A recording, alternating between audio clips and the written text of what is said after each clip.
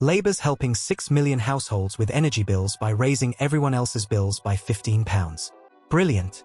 Meanwhile, the Tories are moaning about unrealistic decarbonisation, whilst conveniently forgetting they presided over record energy bills during an actual crisis. Both sides promising cheaper energy whilst systematically making it more expensive. It's like watching a masterclass in political theatre where everyone's simultaneously the hero and villain of their own story. Classic Westminster logic. The solution to expensive energy is more expensive energy. Watch the video, and before you start, if you haven't yet, hit like, subscribe, and click the bell icon to stay updated and drop your thoughts below. Let's hold the government accountable. Thank you, Mr. Dowd. It's a pleasure to serve under you this evening, and I'm pleased to respond to the draft regulations on behalf of His Majesty's opposition. I will start by saying if the Minister really thinks progress had stalled under the last government, abolishing and then reinstating the winter fuel payment in the way that this government did was a funny way of going about it. But by expanding the Warm Home Discount Scheme, the government is broadening its reach to 6 million households across the UK. This is up from the 3.4 million households that currently receive the annual £150 energy bill rebate. We should, of course, do everything we can to tackle fuel poverty, but we must ask ourselves what the best way is to resolve the root causes of the crisis in energy bills. Under the Warm Home Discount Scheme, the government is funding support for people who cannot afford their bills by pushing up green levies on everyone's bills. The impact assessment for this legislation clearly states that the scheme expansion will increase everyone's bills by £15. The Minister didn't mention this when the expansion was announced, but the government should be honest with the public that they've deliberately taken a decision that will increase everyone's bills. Higher green levies will pay for an increase in the overall cost of the scheme from £600 million to £1 billion. It's hard to see how this will achieve the government's solemn manifesto pledge to cut energy bills by £300 before the end of this Parliament. But we're seeing this approach play out across energy policy. The government raises the cost of energy with its unrealistic decarbonisation policies. Energy-intensive industries then suffer under the highest industrial energy prices in Europe. Government steps in with subsidies to help them cover the costs they created to begin with. It is madness, and now we are seeing the same thing done for families. In public policy, the simplest solution is often the best solution.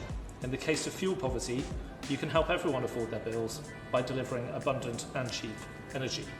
But the government is piling costs through its Clean Power 2030 plan. This will increase the price of carbon to £147 per tonne, which will, in turn, increase bills for every family in the country. We've already paid £700 million so far, just this year, to turn off wind farms when there's been too much wind. We now hear we're going to pay solar farms just the same to turn off in certain circumstances as well. NESO forecasts that these constraint costs will hit £8 billion in 2030 because of Labour's plans to build more renewables than ever before. Instead of rushing ahead to build a system entirely dependent on unreliable and expensive renewables like wind and solar, we should be going further and faster with nuclear. We should be expanding oil and gas exploration in the North Sea. But instead, we're importing fossil fuels from Norway, drilled from the very same seabed we could exploit, while insisting that we're too good and too green to do that for ourselves. All of this, Mr. Dowd, is a choice. And the party opposite chooses to increase energy costs, including for people on low incomes, with reckless targets and arbitrary mandates. We will abstain on these particular regulations today, but the unavoidable fact remains that this government is increasing energy bills for the poorest when we ought to be making energy as cheap as possible for everyone. Thank you. Minister. First, let me thank the Honourable Member for his contribution to this debate.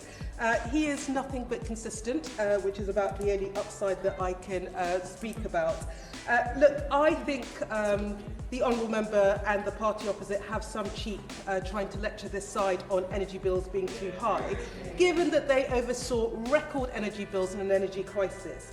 And I will address this point specifically and then talk about this really important intervention that we are taking forward. Look, clean power and our drive and our sprint to clean power is not ideological. It is a recognition and a response to the fact that energy bills were at sky-high prices because of our dependence on global fossil fuel markets. We saw that during the energy crisis that side presided over.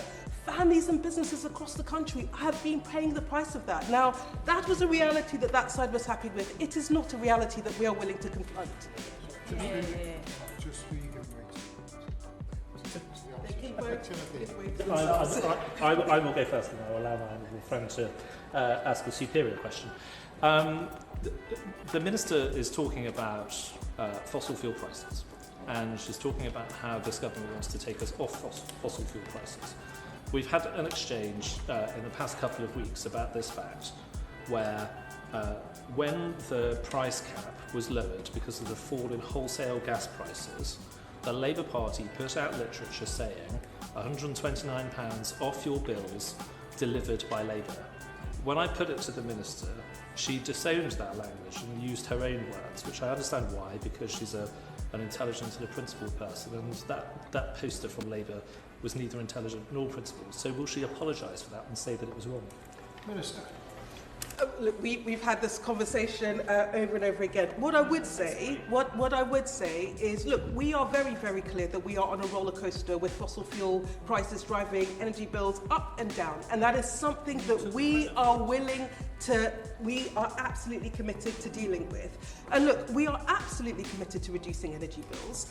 It went up and up under the last side. We will not allow that to happen. We've made a commitment to reduce energy bills by £300 by the end of this Parliament. We're doing the job of making that happen. But I come back to the fact we've got to wean ourselves off fossil fuels. The proposition from this side, to the extent that it is a proposition, is completely wanting. It is completely unrealistic. And what will happen is that families across the country and businesses will be saddled with high prices that are a function of us being on this roller coaster. That is not a reality that we are willing to contend with.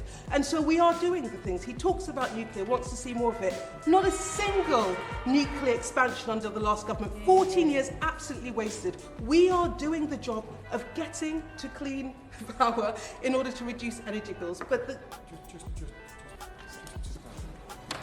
we're slightly getting off the topic, I'm afraid, of the issue before us, which is related to warm home discount amendment regulations, not the general issue in relation to fossil fuels, nuclear energy and everything else. I've given enough latitude, I think, for this particular one. So, thank you, Chair, for bringing us back to sanity and to the regulations that we're talking about today. Look, on this specific regulation, I think it is absolutely vital. We all came into politics to make sure that vulnerable people are not left behind. We are working, and we know that people are struggling with energy bills. We know that fuel poverty has stalled, which I think is a complete shame from the last government, and we are committed to responding to that. So this is an important first step. It means that we can expand that support to 6 million people, 1 in 5 households, at a time that we know that they absolutely need it. So I am incredibly proud that it is this side of the House that's taking this action, and I commend this regulation to the House. Thank you.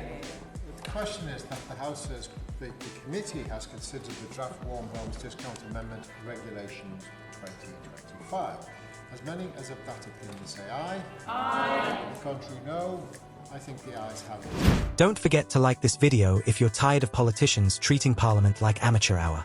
Subscribe and click the bell icon for more accountability breakdowns, and drop your thoughts below.